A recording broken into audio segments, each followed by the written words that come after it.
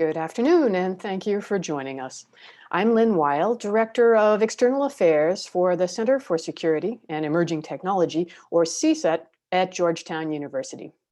Today, we'll discuss the recently released report by the National Security Commission on Artificial Intelligence, or NSCAI. Its final report was out last month. That report, culled from the Commission's work over the course of 2+ years, includes a number of references to CSET's work. You'll hear an overview from the Commission's Executive Director, and then we'll have a panel discussion about one key element, the US AI workforce. But before we start, I'd like to do a brief bit of housekeeping. All the attendees' microphones are muted. If you're on a computer and you experience any technical difficulties, use the chat function to let the team here know, and we'll try to help you out. Please also start using the chat for any questions for the speakers.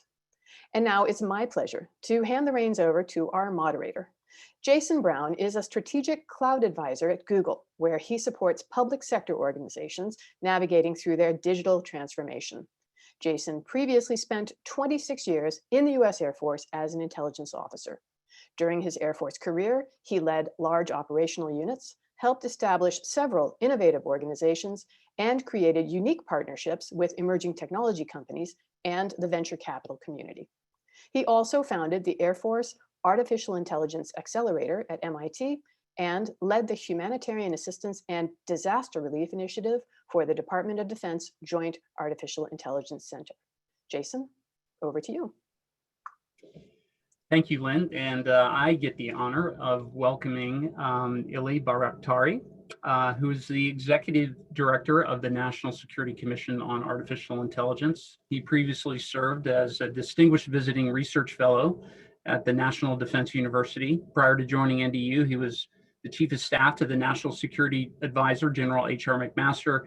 And before his White House position, Illy served for 3 years in a variety of leadership roles for Deputy Defense Secretary Robert Work. So Illy, it's great to have you here. Before we jump into our panel, we'd just like to have this opportunity to ask you a few questions. And I'm just going to start with a big one, which is one of the drivers for the Commission's work is understanding the U.S. competitive advantage as it relates to artificial intelligence. And on that note, what did the Commission find regarding U.S. current capabilities in AI, and how might that be changing? Jason, thank you so much. And thanks, Lynn, and thanks to CSET for hosting us almost a month after we published our final report, which can also be found at the www.nci.gov. I know it's a long report, 759 pages, but the report really has two big sections. And the first section is sort of like the wave top recommendations of what we need to do as a country, not just to get the AI competition on the right course, but what we need to do as a country across 16 chapters we have in our final report to win the technology competition that we have going right now. So Jason, to answer your question, we looked at, it's really interesting how you can compare and contrast AI and where do we stand, compared to our main competitors. As you probably know, the United States and China are clearly the world 2 leaders in AI. Our commissioners believe that the United States is still the leader, but this lead is rapidly evaporating. In assessing how we and China compare, we assessed our and their capabilities across the 6 subcomponents of the AI stack. And this stack was really what one of our commissioners, Dr. Andrew Moore, from previously with the Carnegie Mellon University, developed by saying that AI stack is composed of hardware, data, algorithms, applications, talent that you are going to be talking about it after my introduction, and the ability of all these to be integrated across all the 5 areas. In our analysis, we believe the United States has greater capabilities in AI-related hardware, algorithms, and talent, so 3 areas. But Beijing has advantages in data for obvious reasons, applications, which we have seen in terms of the facial recognition and financial tech, and integration capabilities. As you know, and a lot of CSET studies have indicated this, the Chinese are aggressively attempting to obtain leadership in all 6 portions of the AI stack. at which time they would have the overall leadership in AI. So our report, argues that we must double down on our existing advantages and better compete with them in the areas in which we're currently behind. Our report, if you put all 759 pages into 4 pillars of recommendations, this is what we say we need to act now for us to remain the global leader in AI. Number 1 is leadership. We need to be organized for this kind of competition. We need the White House to lead, and then we call on the White House to create the Technology Competitiveness Council, chaired by the Vice President, to win the technology competition. This ad hoc body at the White House would drive the prioritization and coordination of activities among departments and agencies. We have recommendations also about what DoD and IC should do in terms of organizational priorities and the leadership drive to get these technologies in the right place. Second, and this is the topic of your conversation today, people are really the secret sauce in this competition. We have a huge talent deficit.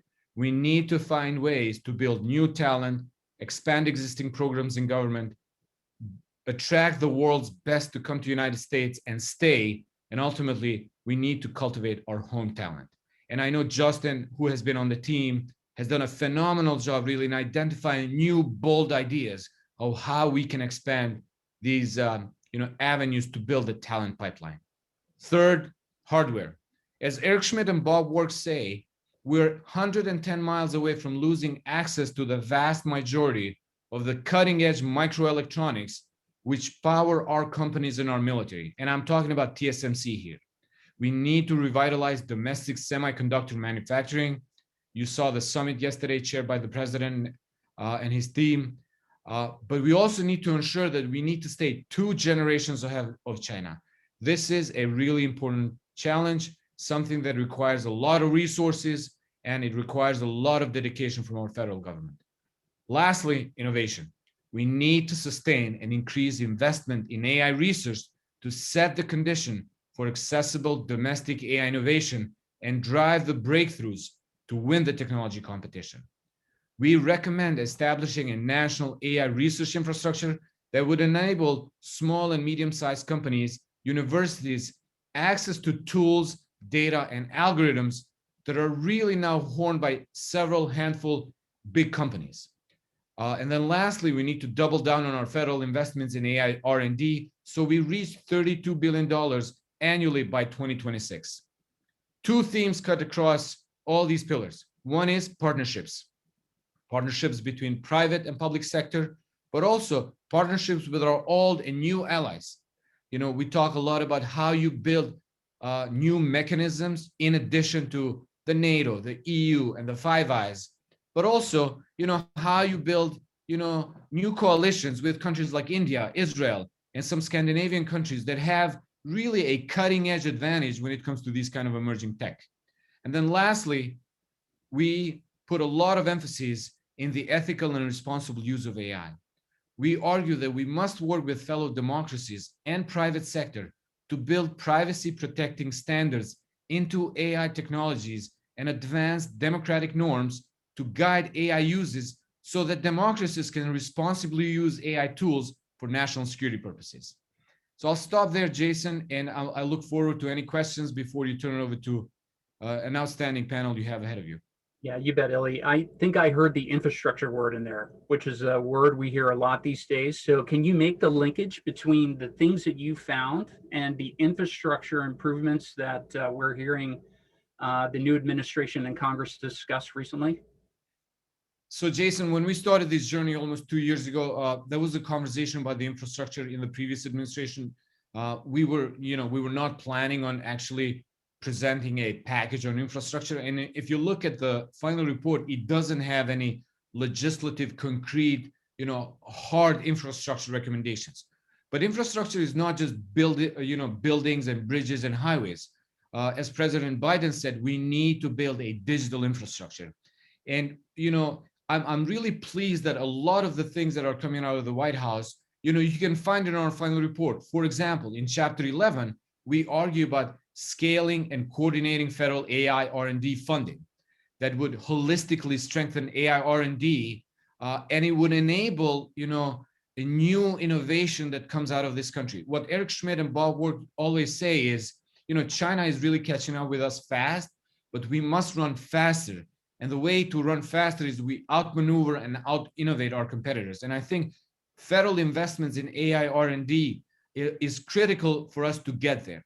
The second is, I mentioned, we need to expand access to AI resources. As I mentioned, only a handful of big companies have the right tools, the right computers, and the right data to enable the next generation of AI applications. So with our support and with the idea from the Stanford's HAI Institute, we endorsed fully the national AI research infrastructure that would enable and create these new generation of AI applications, because it would enable small and medium-sized companies, students, and universities the ability to pursue progress on the cutting edge of AI. And then, as I said, we talk a lot about how you pursue both sides of public-private partnerships. So we argue about creating the regional innovation clusters. And so while, as I said, we didn't address directly the infrastructure per se, a lot of things in our report would help create this digital infrastructure and enable people, access, because what President Biden has argued is we need broadband access to, rural communities, low-income communities.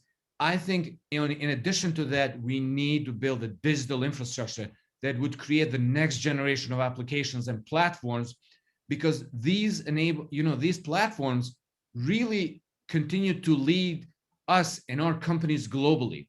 Otherwise, we see what happened with 5G and Huawei. My concern is also that China is going all in terms of digital currencies because they want to replace dollars as reserve currency. So these investments in digital infrastructure would enable us to create that next generation of platforms that we desperately need in our country. Billy, that's great. So very quickly, one last question, and I know a lot of folks are curious about this. What's the reception been to the final report? Jason, that's a really good question, and thank you. Honestly, I'm biased because I've put a lot of time and effort in the last 2 years into this. I have to say that the reception has been phenomenal, both on the Hill and the executive branch and among civil society and private sector companies. I used to say that, I've worked in the national security space for the last couple of years, and I have never worked in an issue where almost everybody wanted to be helpful. So I was amazed in the last 2 years, the number of companies that reached out to us, the number of universities, the number of government officials that really opened their doors to us just to try to help us, because I think everybody understood that we are at a crossroad and that we need to get this technology right for the benefit of, the next generation. And so far the, reception has been phenomenal. There are a lot of bills on the Hill that are being right now drafted around emerging technologies. And I'm hoping that what we have provided would serve as a starting point for the Hill and the members to really take our work and put it in the next NDAA and the other bills that are being mentioned on the Hill, to include infrastructure you just raised, because I really believe we don't have time to lose. When you look at from the moment anything enters NDAA and by the time it's executed, that's why we put a hard date on our report that we need to be as a nation AI ready by 2025. And we didn't mean that by then we should be AI ready. We should start the execution now. So by then, we don't talk anymore about how can we bring talent faster into government, because we have created the environment, the ecosystem. The talent really flows inside and outside of the government much faster than we are seeing it right now. Excellent. Illy, that was a great way to get us started. Thanks so much for your insights and your time. And this is a really great way to start this event. Thank you. Thank you so much for having us. And I really appreciate everything that CSET is doing. As I say, you guys you guys started like a couple of months before we did. And I think we've been growing together, and we've benefited so much from your research and your friendship and help throughout the last 2 years. So good luck with everything. And thank you again for the invitation. Outstanding. Before I jump in to our panel, I just would like to let the audience know that we would love to hear your questions, and we'll be monitoring the chat. So in your Zoom window and in the chat, if you have a question, please post it there. We'll go through a series of questions here for the panel, and then we'll turn over to questions from the audience. So please put questions in the chat. So with that, I'd like to introduce our panel. So starting with Stephanie Grosser, who currently serves as the team lead for a major hiring reform initiative at the Office of Management and Budget. Stephanie joined the U.S. Digital Service at OMB in 2015. And in addition to her work on hiring reform at USDS, Stephanie has delivered improved digital products to the State Department, the Small Business Administration, and the Department of Homeland Security. Prior to joining OMB, Stephanie worked at the U.S. Agency for International Development from 2010 to 2015. Dianna Gelhaus is a research fellow at the Center for Security and Emerging Technology. Prior to CSET, she was a doctoral fellow at the RAND Corporation, receiving her PhD in policy analysis from the RAND Pardee Graduate School. Dianna's research focuses on the intersection of tech and talent, including domestic talent pipelines and AI and other emerging technologies. And finally, Justin Lynch is a director of research and analysis at the National Security Commission on Artificial Intelligence. Prior to NSCAI, he was a committee staff at the House Armed Services Committee and served in the Army. Justin's research focuses on AI workforce, particularly on how to train and educate the government's leaders and build a government technical workforce and expand and improve the United States talent pool. So with that, Justin, I'd like to start with you and kind of dive right in based on your work in the commission. So can you frame for us the national workforce as it relates to artificial intelligence, both from a technical and a non-technical perspective, and how is the national security community able to leverage or tap into it? Yeah, thanks for that question, Jason. And thank you, before I get started, but thank you to CSET for having us for this event. It's a really great opportunity to share some of the things we've learned over the last couple of years. So what you said is a really important question. How do we frame and understand the AI workforce, both the technical and non-technical? So most of the attention we've seen is given towards what I think of as the top tier experts, which is good. We need more top tier experts. We need more of them in government. It's also the smallest group, the most highly compensated group, and the group that's hardest to produce. So it's the hardest problem to solve right now. So we should pay attention to that, but there's a surprisingly broad, more diverse group than the top tier experts that we need to work on. So we split the workforce into two groups. We started first the government workforce and then the national workforce. So I'll describe the government workforce briefly and then go to the national workforce.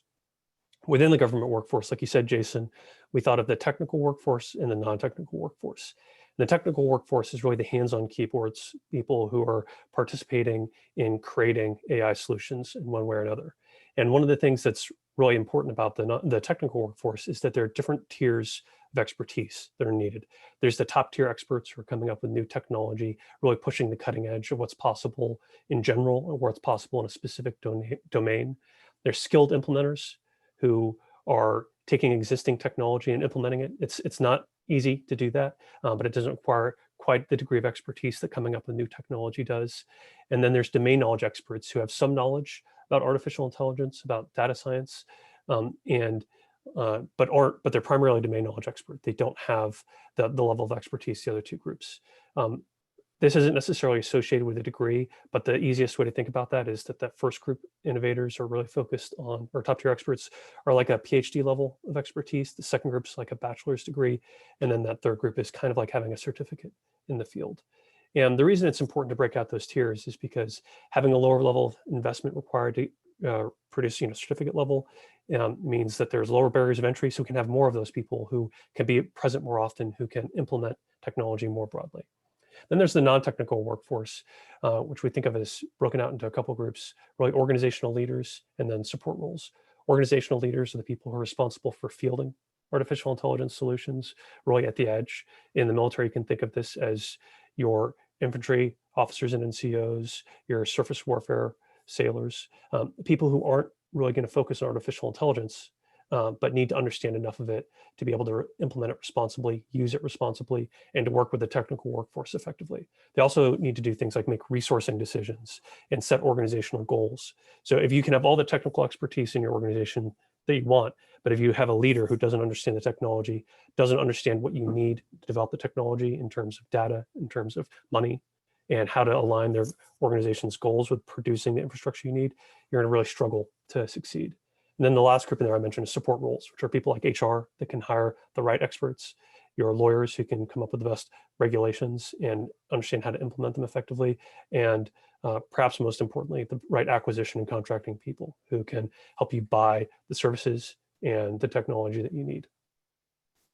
Looking a little bit broader outside of government, there's the national workforce. And that's needed to power our national security, but also to power our economy and to create the technology that's going to enable us to compete in the world stage and to improve every American's quality of life. So reaching our national workforce is about growing domestic talent more effectively. So improving K through 12 education, college education, continuing education, and then attracting the world's brightest minds and keeping them here. Justin, that's excellent. I mean, clearly I think the paradigm that we're talking about, a very bespoke technical group of people is not the case at all.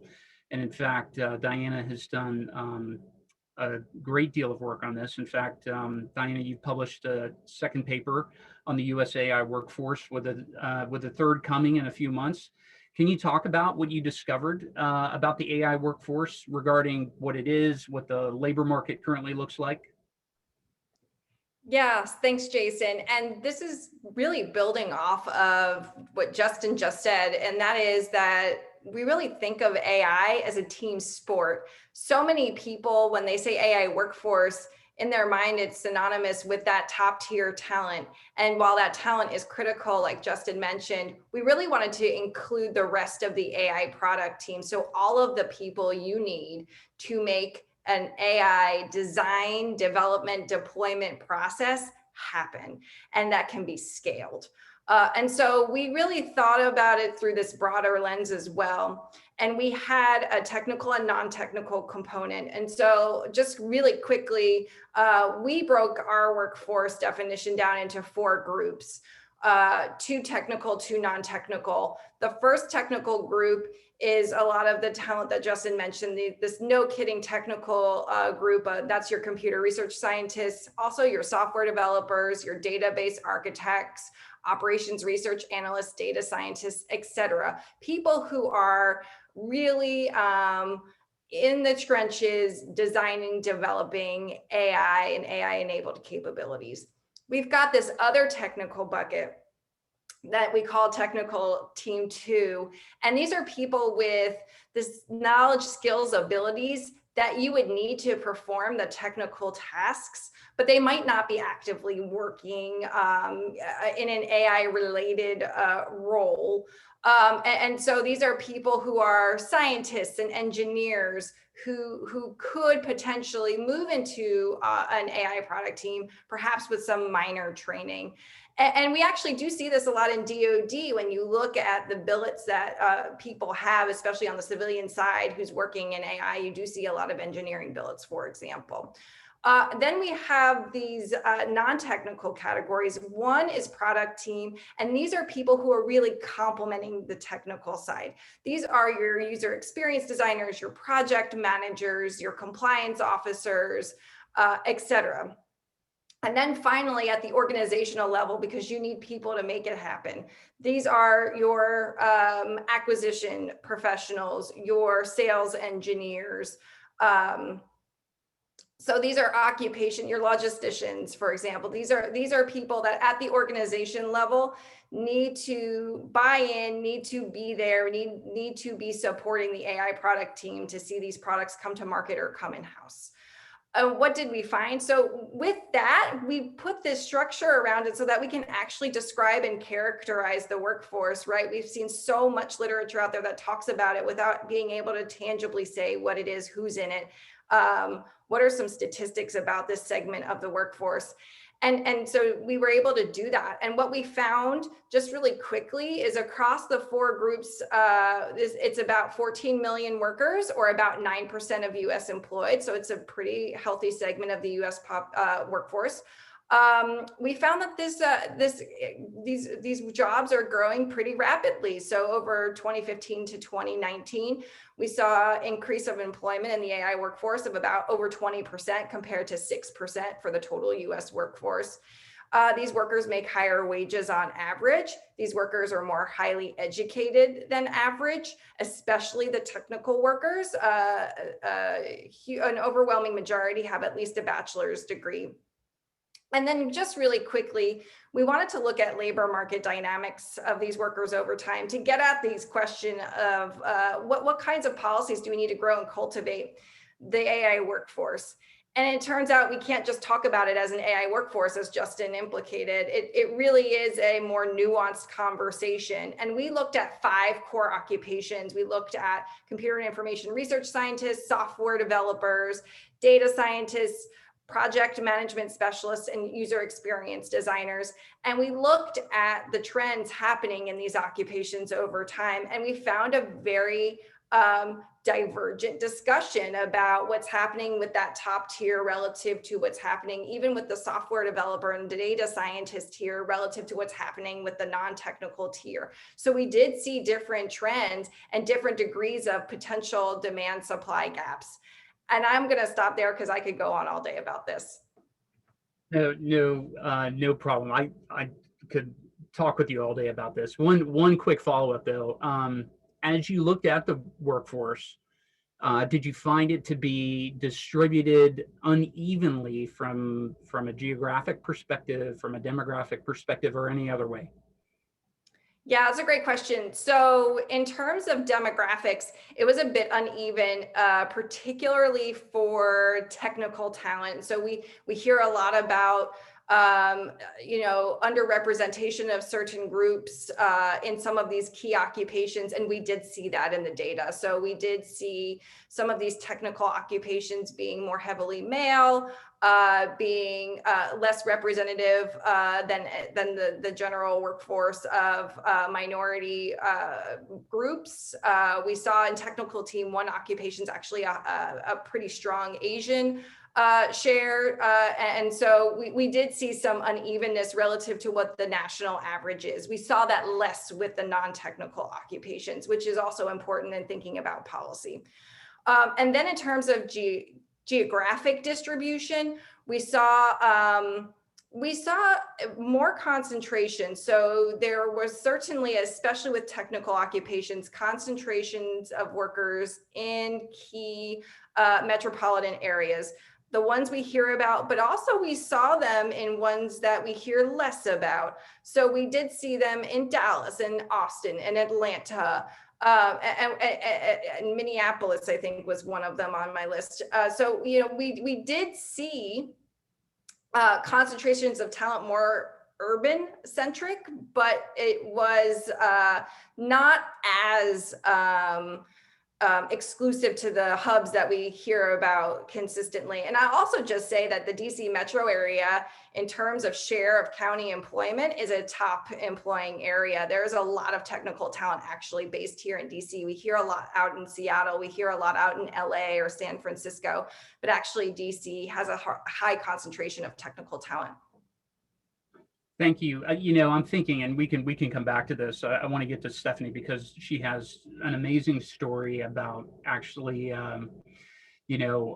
working through some of these issues. But I'm curious, based on your last point, Dianna, what opportunities the pandemic and work from home and this movement might create. But we'll circle back to that one, I think, by the end of the conversation. But over to Stephanie, who has this, as I mentioned, compelling story of how you fell into technology at USAID and later at US Digital Service. And I would love to, if you could talk about your insights from that experience regarding the importance of digital technology to the government's mission, what you're able to accomplish or not based on the environments that you worked.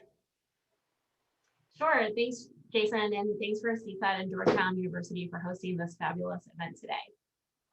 So I would say that what I've seen across the board from all of my projects with US Digital Service and before that with USAID is that there's a definite limit between the intention of Congress to set policies and laws and then the ability of the bureaucracy to execute those laws and policies to their full potential because of the lack of technology digitization within the US government.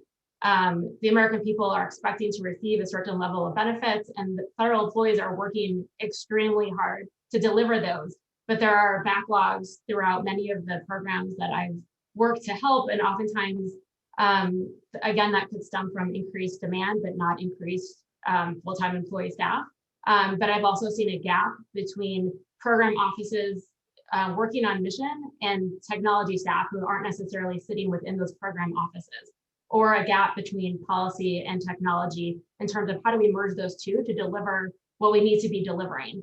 There are human tasks that humans need to do, and there are computer tasks that computers need to do. And so a lot of times we go in and we try to decipher between the two, and maybe humans are doing a lot of tasks that computers should do because they've always done it that way, and they've never had the technical support to change how they can do that. And so that's a transition that I think every agency has been working toward. And the most successful offices I've seen do that, especially through my work with the US Digital Service, I've seen three things that have made those more successful.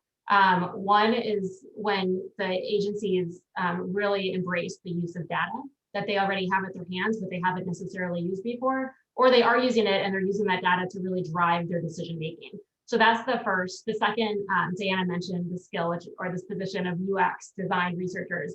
And so when agencies involve the end user in designing the technology and what should be digitized, I've seen much stronger results when you actually launch that technology than when you collect all the requirements up front and then have a dedicated team in charge of just delivering what was originally agreed upon, and then you launch it and you never iterate on that. We haven't seen that be as successful as when you incorporate designers and have a more agile approach. And then the third is any change in the government is risky. And so having a champion on top who is willing to take risks because that champion realizes that the status quo is also risky. And so being able to, again, use data to build models to show the risk of what we're doing today versus what could happen if you digitize, I think is pretty compelling when you have someone saying, you know what, let's try to do things differently so we could better serve the American people.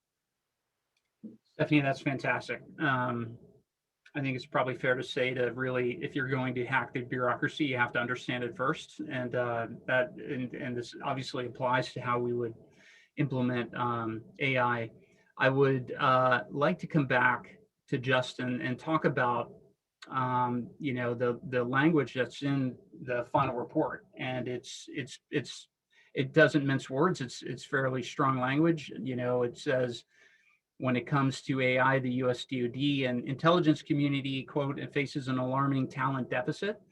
And then later it says that few agencies are invested in developing a digital workforce. So Justin, I'm going to give you a chance maybe to give us a little bit of red meat, if you will. And is it really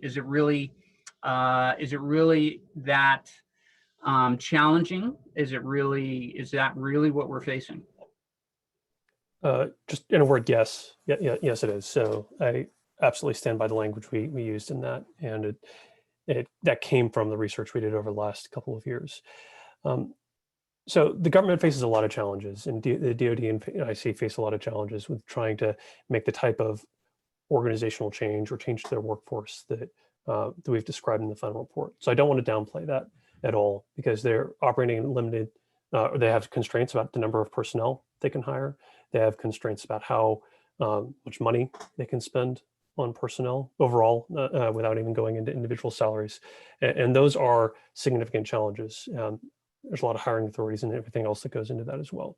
But with that, we think that there is a feasible way ahead for the government to bring in the talent it needs to upskill the talent it has and to employ it more effectively and retain it.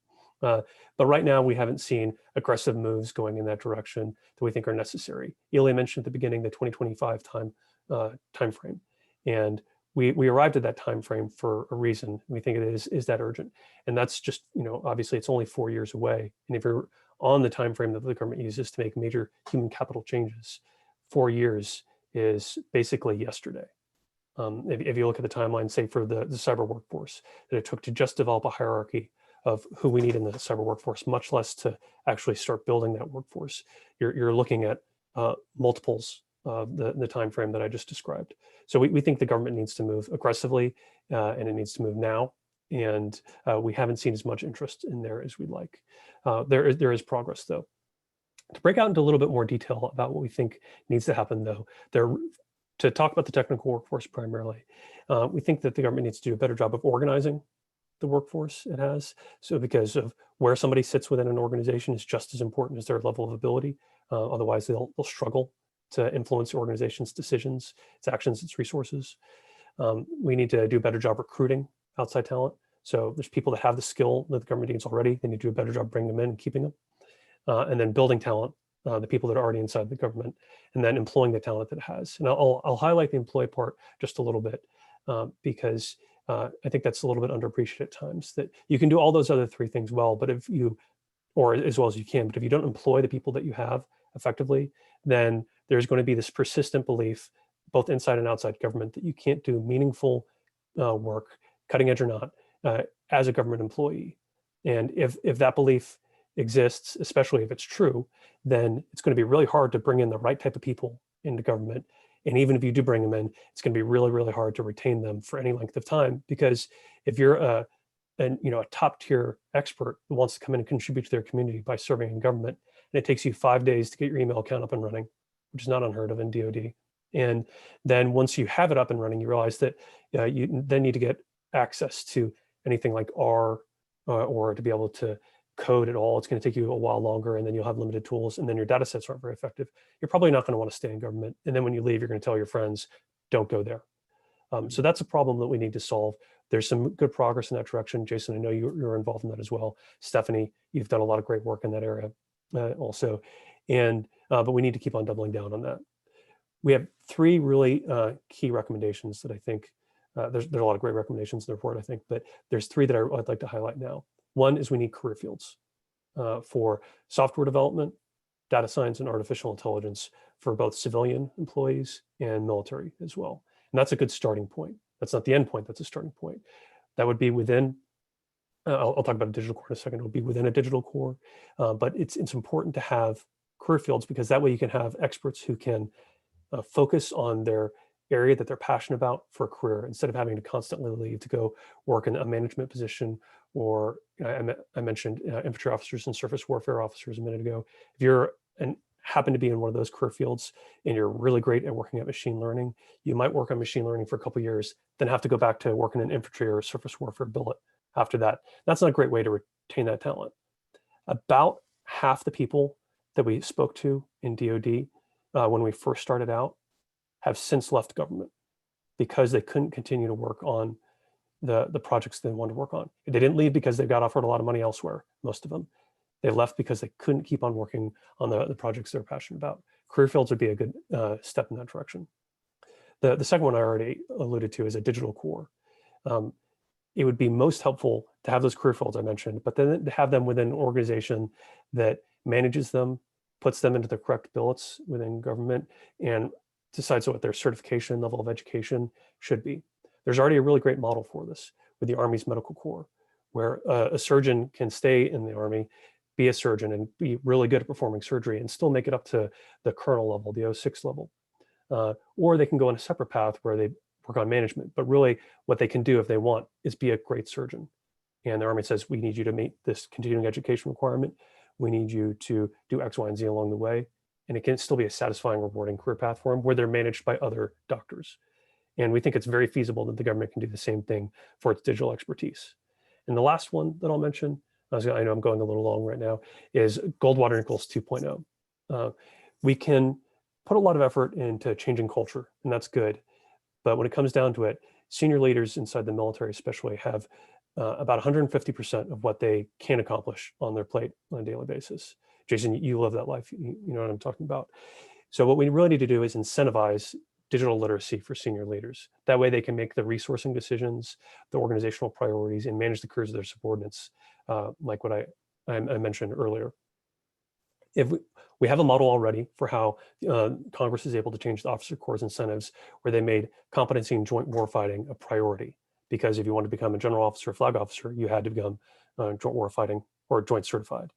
We think that we could do something similar, perhaps not quite at that scale, but similar for emerging technology literacy, and have a certification process that works through a combination of education with industry, working in some non-critical billets where they work inside government on emerging technology issues, and then commercials and other types of certifications.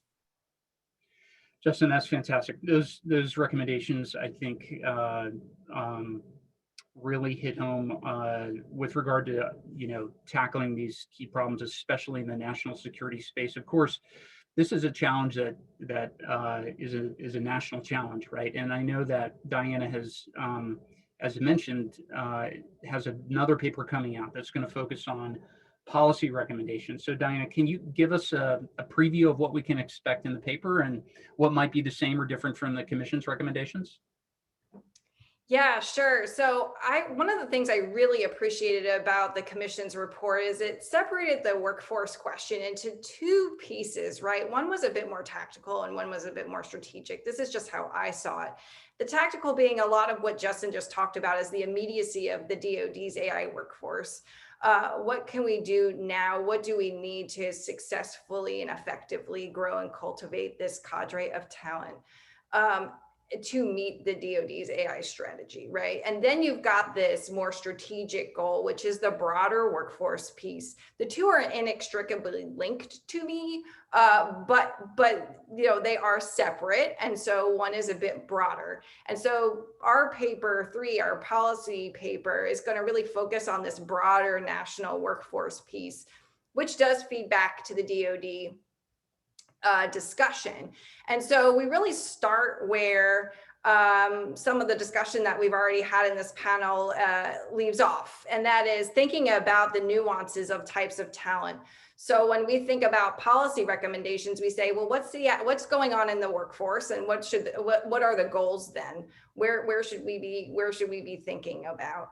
And again, some of this is kind of thinking about DoD. Is this a me problem or a we problem, right? So is this DoD has a problem recruiting talent, or is there's a systemic shortage of this talent, right? Those are two different types of challenges that have a different flavor of policy recommendation.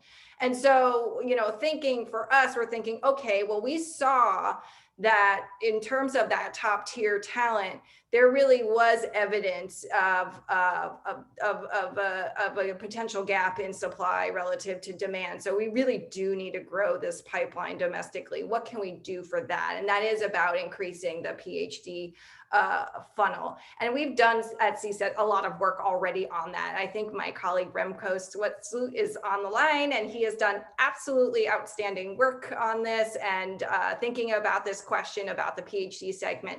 So we definitely, this research that we've done supports and validates that work. So thinking about how we're going to increase the PhD pipeline. And it's more than that to me. I'm really passionate about the entire STEM pipeline, the entire career and education pipeline. So what we really want to talk about is, yes, we need to get more people into PhDs, but it's also how many people are leaking out of the pipeline before you even get to that point.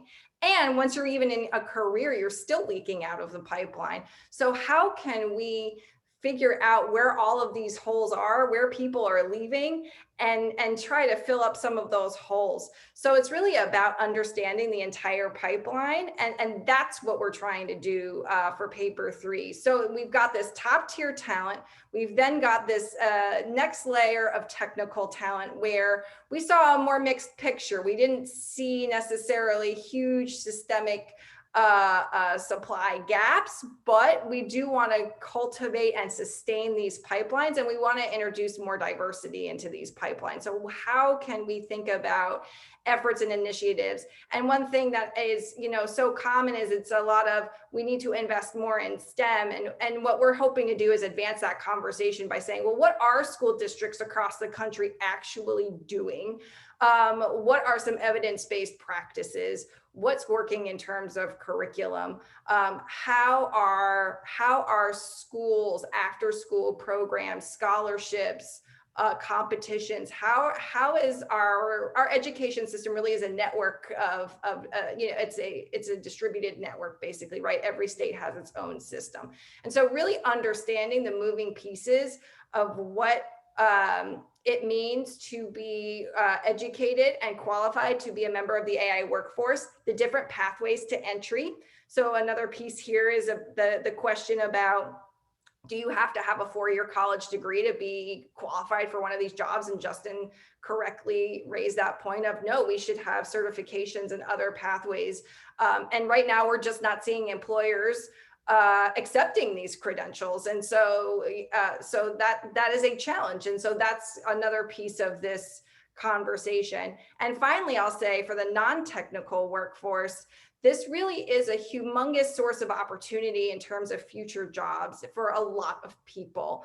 And so if you have people of all different backgrounds coming into these jobs, what we really think you need is basic AI literacy in the classroom early on. So making sure that in K-12, you do have some AI education. And so what does that mean? How do we get there? And that's analogous to what Justin said for DoD. So we really, that resonated with me in terms of what we would like to see in all schools across the country. And I'll stop there. That's fantastic. The longer term policy challenges undoubtedly, well, first, I just want to say I can't wait to read your next paper and dive into those recommendations. And then also a lot of other great work that CSET is doing in this space.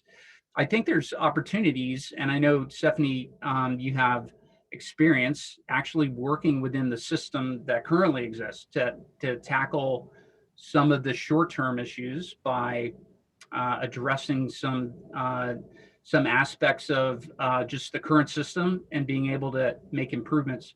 So can you talk about what we can do in the short term? What can we do within the current system we have, especially about recruiting and onboarding tech talent? Absolutely. So my team has been experimenting within all existing laws and regulations. What can be done in the immediate term to actually bring in high quality technical talent? And that's been my team's focus for the past 2 years in partnership with the Office of Personnel Management and OMB.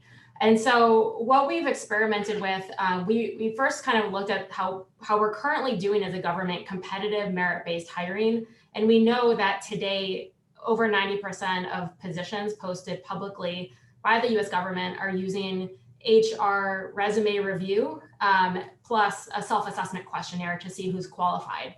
And then once you're qualified, you could do additional assessment hurdles to rank and rate candidates, but not necessarily to deem them unqualified, so you don't fail out.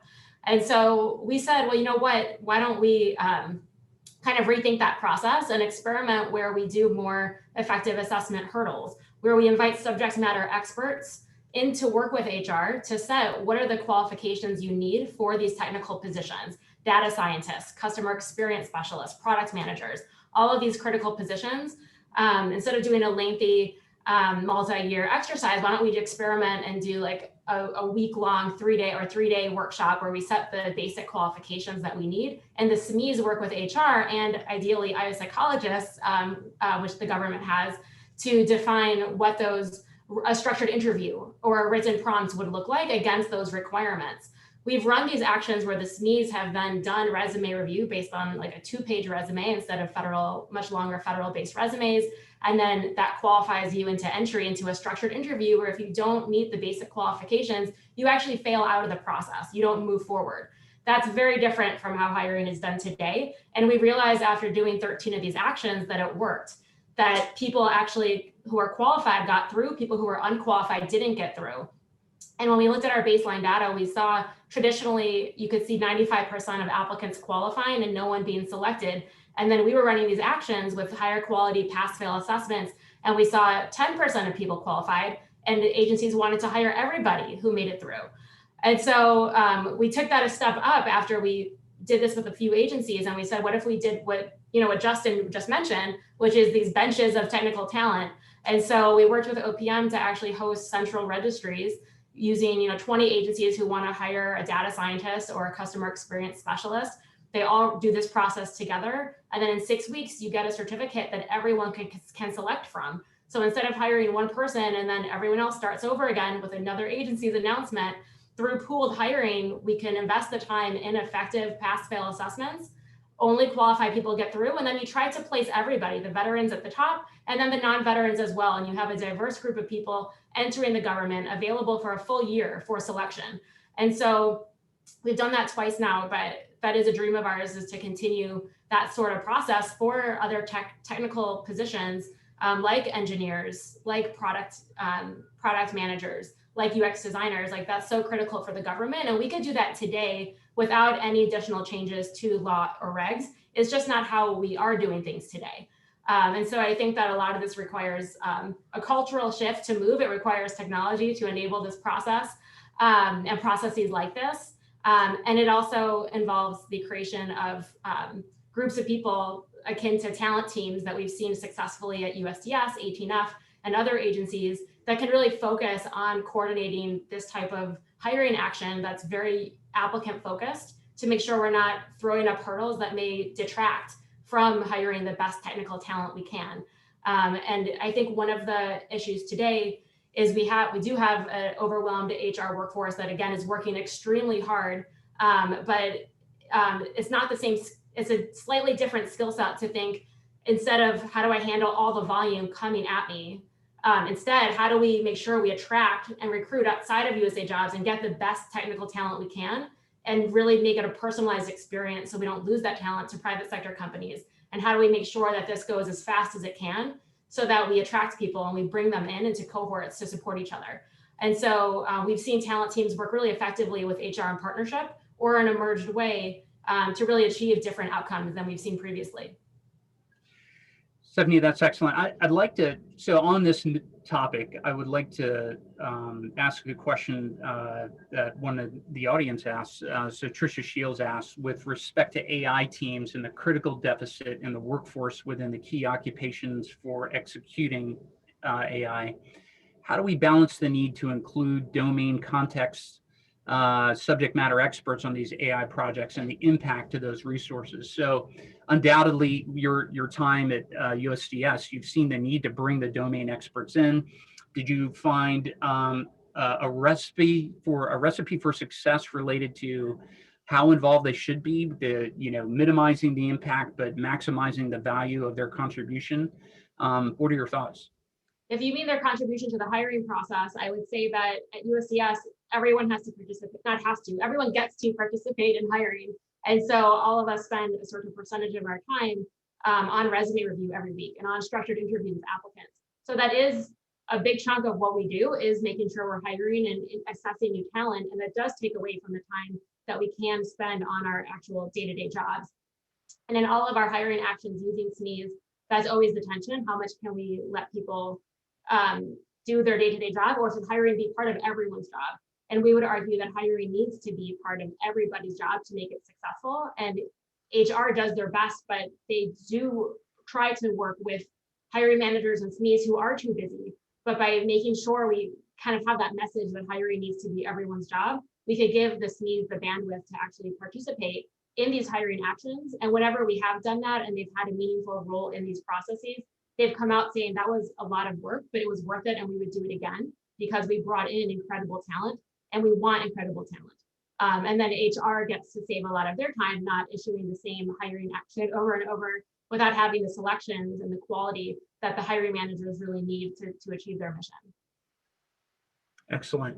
On that topic, we have another question from William Stryline. So his question is, when it comes to quote AI managers who help select projects and manage the AI talent, do you see them as distinct from the other talent groups you've described? If so, how do you see these managers fitting in, and what characteristics do you see them having? I'll leave that. Dianna, you may have some thoughts, or Justin, based on your research. Yeah, would you like to go first? You can go first. It's fine. Yeah, absolutely. So we absolutely see them as being some of the fitting in the archetypes that I mentioned earlier. So I talked about the 3 layers of technical talent with the phrase we used in our report was experts, developers, and deployment specialists. And we view the manager portfolios as being really in the expert and developer lane. The developer part's a little bit clumsy, I understand it. We're not talking about software developers purely. We put them in those groups for a couple reasons. It's helpful for them to have a technical background very often, and then work experience as well. So I don't mean that somebody needs to be a software developer to be a manager, but it helps to have an understanding of computer science.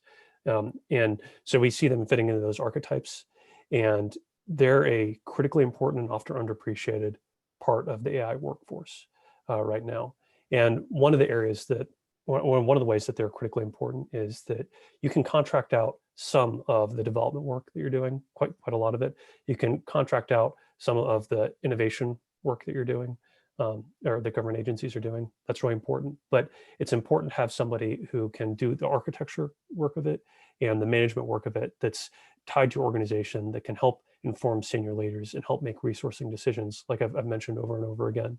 And that type of management work, it's helpful to have that as part of your organic workforce. And there's an argument to be made that that's the most critical part of your organic workforce that you can't contract out. So I appreciate the question and think they're incredibly important. Yeah, and I'll just quickly pile on to that is I think they're critically important, and they are definitely counted as part of our product team, and you need the product team with the technical team to make AI happen. Excellent. If I could go back to Stephanie with a question about what's worked as it relates to recruiting and retaining talent or onboarding talent. What are success stories that you can share that have resulted in actually bringing talent into government? Sure, I would say that when it comes to technical positions, it helps that when you're bringing in people from the private sector who aren't used to legacy systems or how the government works, there's a culture shock that happens. And I always try to recruit people into the government, and it's not hard because the government has the greatest impact and scale that no one can compete with the government on impact and scale. And so people want to come into the government, and we want to make sure that door is open. When people get here, I always give the orientation session to all USDSers on how to get to yes in the government and how to work in the bureaucracy. And I tell people to set their expectations appropriately in terms of, like, the government is not as fast as a startup that you may have come from, and that's intentional. The democracy is built on purpose to be stable, and so it's a good thing that it takes longer to do something, and we can't afford to fail. Like, startups fail fast, like, it's okay, and a lot of startups do fail, but the government can't fail. We need to continue delivering services that are critical, and so it's a different context that people need to get used to, but innovation is still possible, creativity is still possible. And one of the things I've seen that are really effective in bringing in that talent without them feeling overwhelmed by the bureaucracy is creating cohorts of people to support each other. And so at USDS, for example, when we put people in a new project, we always send them in with 5 people. And so they can support each other and say, like, well, this is how we did it before. Is this right? Does this sound right? And they have someone to kind of go back and forth with. And that's really supportive for those folks. And I've seen the same thing when we did a government-wide action for customer experience. We hired so far 20 people off that list across the government, and they created their own cohort as well. And so the more cohorts we can create that can bounce ideas back and forth about how to get to yes in a bureaucracy and encourage new behaviors, I think is really critical to make people happy. And then the last thing on recruitment, I would say again that a lot of times we have a post and pray strategy of, post on USA Jobs and then just hope that people see it. And there is so much volume that I understand where that comes from. But we have to remember that a lot of the American people are not on USA Jobs. Not everyone is there. And so we really want to take advantage of recruiting to technical job boards and diverse job boards outside of USA Jobs to really make sure we're bringing in the greatest pool of applicants we can. And our way of thinking has to be, how do we get the best talent, not how do we handle the volume that's coming in already. I think that culture shift will help us really get the people and then help retain them. Outstanding. So I know we're at time, but we've got so many great questions in the queue from the audience and other things we want to go. So we're going to keep going if that's okay with everybody. And I want to bring up a question that Jeffrey Cunningham had brought up about data science and analytics are skills that are developed through slow iteration of deep work. And yet it seems that a lot of DoD operations and perhaps government operations and missions are very fast and often shallow in the sense of not going very deep in the work. So Jeffrey's asking, how do we recommend incentivizing growing leaders who know how to do deep work? I know, Justin, you mentioned the challenge we have of retaining a lot of people who are really passionate about their work and projects, and then they, for whatever reason, are disrupted with a new assignment, with a new job, what have you. But really, this is an open question to everybody. Is there, a recipe that we can develop, not just the career fields? Are there perspectives that we need to instill within leaders to allow people to spend a lot more time than they're used to or comfortable with in letting people actually build something and do deep work in the way that Jeffrey describes? I'm ready to go if that sounds good to you, Jason. Sounds good. Okay, so I mentioned two things already that you alluded to. One, the career fields piece of it, that creates space for people to work long-term there, so I won't reiterate that. And then the idea of having an emerging technology certification process for somebody to become a senior leader, especially to fill a lot of critical roles, that has them exposed to civilian expertise and private sector expertise in this area. I think those are two really important steps. But the other part of this that I think is really important is to look not just at the technical folks who are working in this field, doing that deep work that Jeffrey was asking about, but also about the domain knowledge experts around them that they have to partner with, because that can be a frustrating part of doing this type of deep technical work as well, if the domain knowledge experts don't understand what you're trying to do. And we need to make computational thinking and digital skills that are associated with it a core competency, and for both the military workforce and the civilian workforce as well. And the ability to team with machines, to use information processing agents as a way to do some of your heavy lifting for the way you're making decisions, to participate in a maker culture, and to understand the outputs of a machine, like probabilistic, something that's put out in probabilistic reasoning, and to make data-informed decisions. Those are all really critical. And in addition to those first two things that I mentioned, having a career field, having the right leaders, having the right domain knowledge experts as your partners, I think helps with the long-term work that people are trying to do or need to do.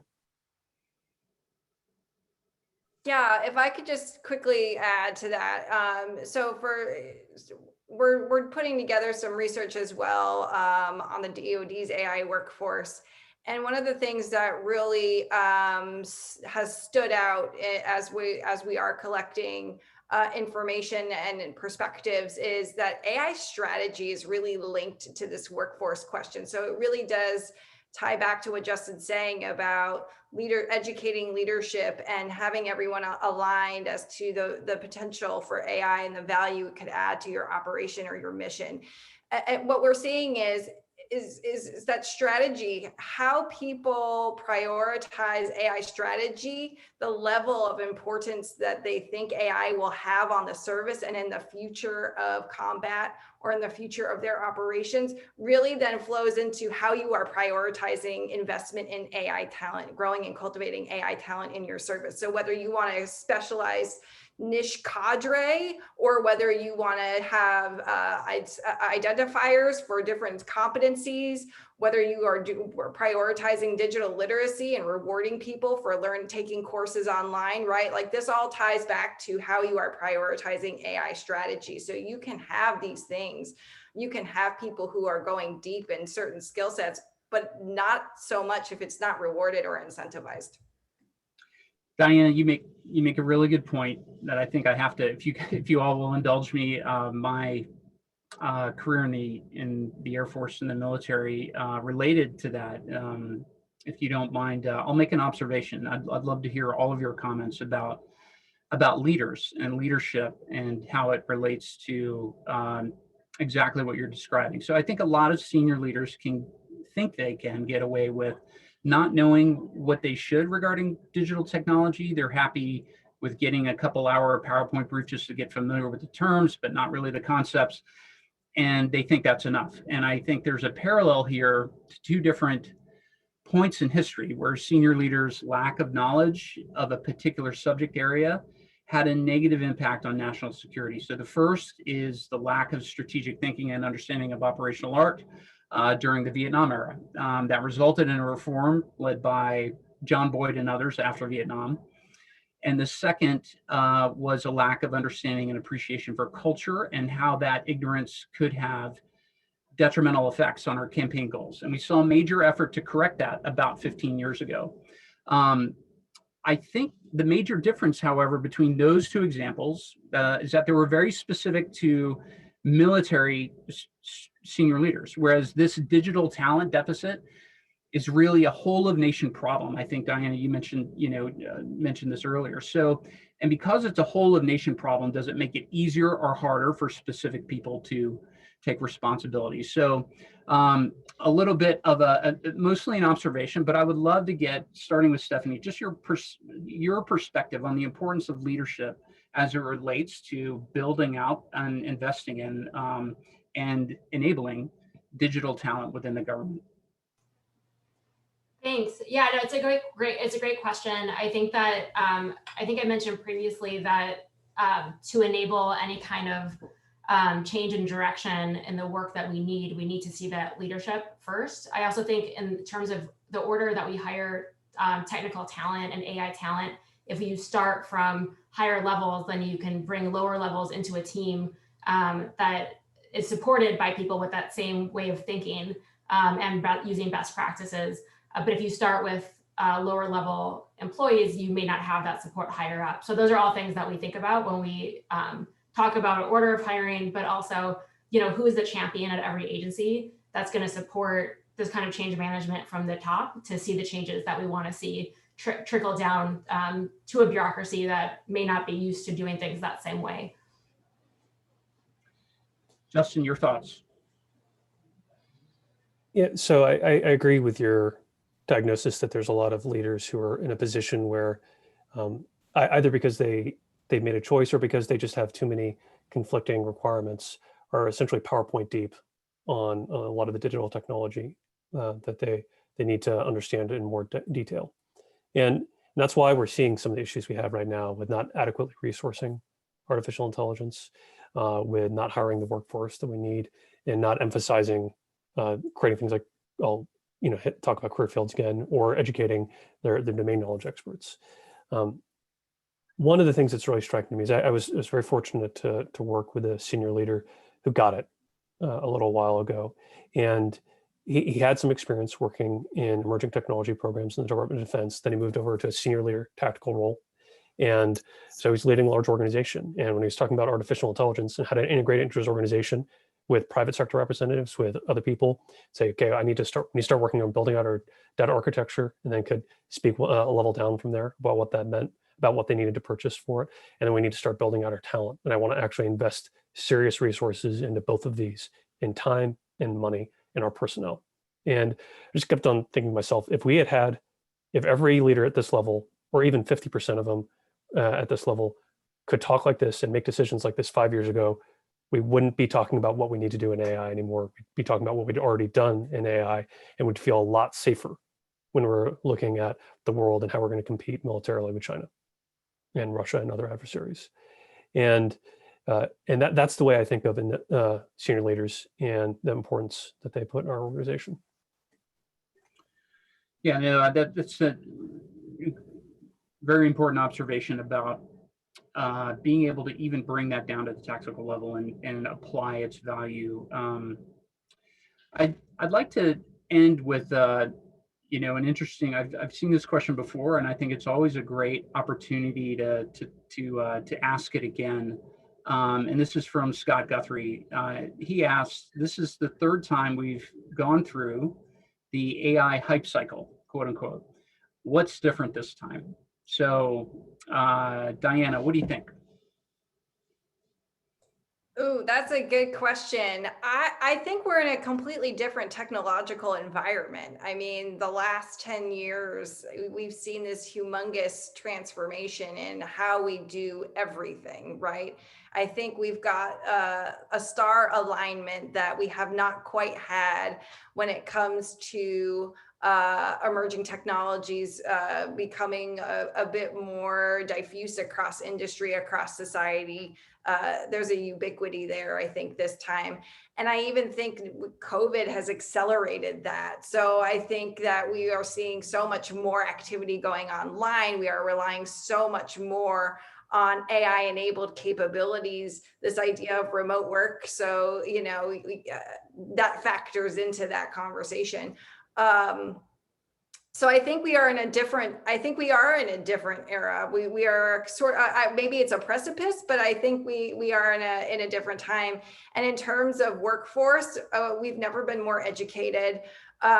We have a lot of momentum that I hope that we see we policymakers see as an opportunity to leverage what school districts are doing across the country, what young people see in the value of education. So making sure that young people appreciate that we do care about we want you to be smart consumers, not in terms of just digital literacy, but in terms of understanding basic critical thinking, computational principles, statistical principles, et cetera. So I think there's a momentum there. I think there's a social awareness, and I do think that we're in a different time. Just to follow up, so do you think there's any way, and this is related to several of the questions we're getting from the audience, is there any way that we really address the challenges that Illy brought up earlier vis-a-vis competition? Is there any way we address those challenges without addressing the imbalance geographically and demographically with our AI workforce? So I think you do need a whole approach here, right? So, and that's part of our education system is this double-edged sword. There's a lot of great things about it, but at the end of the day, we don't have this centralized structure where we can say, thou shalt put this in your curriculum. It's just not an option. So, and you think about district funding, you think about how policy is made at the state and at the local level. So I do think that urban hubs have generally, this is not the first time that talent gravitates to urban hubs, and there's, the value of tech clusters and university clusters and et cetera. But I do think that we need to think about the country more holistically, especially if we want to see it really harness the potential of AI and we don't want to leave talent on the table. Excellent. Stephanie, the AI hype cycle, what do you think?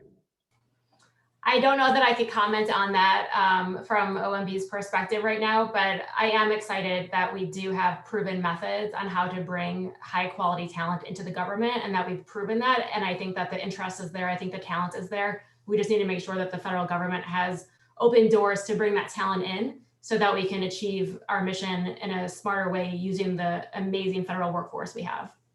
Dianna mentioned the pandemic and COVID, and we talked about that earlier in the conversation. Is there an opportunity here, do you think, from a talent perspective, Stephanie, and that we hadn't had before relating to work from home?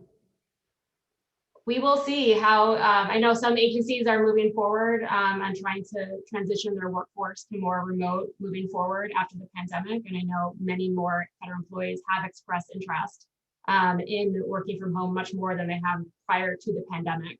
And by opening up more opportunities to anyone in the country without worrying about what geographic location the duty station is, we could attract more talent than we had previously. But there's a lot of different decision factors that go into that. And so we'll see what happens and where that goes and how the pandemic actually does influence job duty locations moving forward. But I know that it has influenced a lot of the technologies that enabled remote work. A lot of those things were delayed for years, but because of COVID, we've seen agencies move at lightning pace to get those tools available to federal employees, which has been one of the huge success stories of the pandemic. Yeah, no doubt about that. Justin, AI hype cycle, what do you think? I'm resisting the urge to make any sort of stupid joke, but I should acknowledge that urge is there.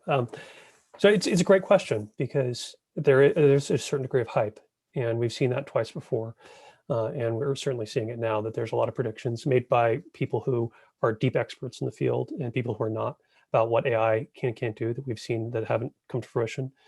But even with all of that, I think we're in a different spot because as Dianna and Stephanie have both said, we're actually seeing proven models for artificial intelligence to not just provide value in defense and other areas that we've seen with some of the earlier waves, but actually to provide value in the market. So companies now, many of them have a proven reason to invest in artificial intelligence. And even if we were to some extent face a version of the winners that we saw before, where we didn't see a lot of new capability come out of it that was radically different than what we're seeing today, there's still a lot of room to gain value and gain productivity and have actually still new capabilities within domains from existing technology. So I think that's actually very different than what we saw in the previous waves. And then the other piece of this that I think is really important and we shouldn't underappreciate it is there is a deep national security component of what we're doing. So it's not just economic, it's not just technology, it's national security as well. And we think that it's important for us to improve our military, to improve our intelligence agencies, to improve a broad swath of what we do in government and the private sector for our security. But our adversaries think it's just as important as we do. So our ability to be able to defend ourselves and to be able to compete internationally is going to be deeply tied to our AI capabilities. And I think that's going to help us push through any sort of some of the things that would cause us to have a winner in the past. Justin, that will definitely be the fun award. This has been just an amazing panel, an amazing opportunity to have this conversation. It's a conversation I think that we really owe to the commission, to Georgetown Center for Security and Emerging Technology, and many others who are working in this space, and those like Stephanie who are actually making a lot of progress right now. I know we talk about a lot of policy and a lot of higher level prescriptions and challenges and some other things, but we've seen progress undoubtedly, and that's been just wonderful to be able to talk about that as well during this conversation. I wish we could have gotten to all the questions. There are some amazing questions from the audience. I really hope we have another opportunity to get back together and have this conversation continue it again. But I'd like to just thank everyone for joining us. Thanks to all the panelists who did just an amazing job. Thanks to the commission. Thanks to Georgetown CSET. And hope everyone has a wonderful day. Thank you to our panelists on behalf of CSET, to moderator Jason Brown, and to all of you who joined us and enlivened this conversation with your amazing questions. We're only too sorry we couldn't get to them all. Please consider joining us for our next webinar on May 5th called AI, Autonomous Systems and Espionage, the Coming Revolution in Intelligence Affairs with Anthony Vinci and CSET Distinguished Fellow Robert Cardillo. In the meantime, please stay safe, and we hope to see you again, if only virtually, real soon.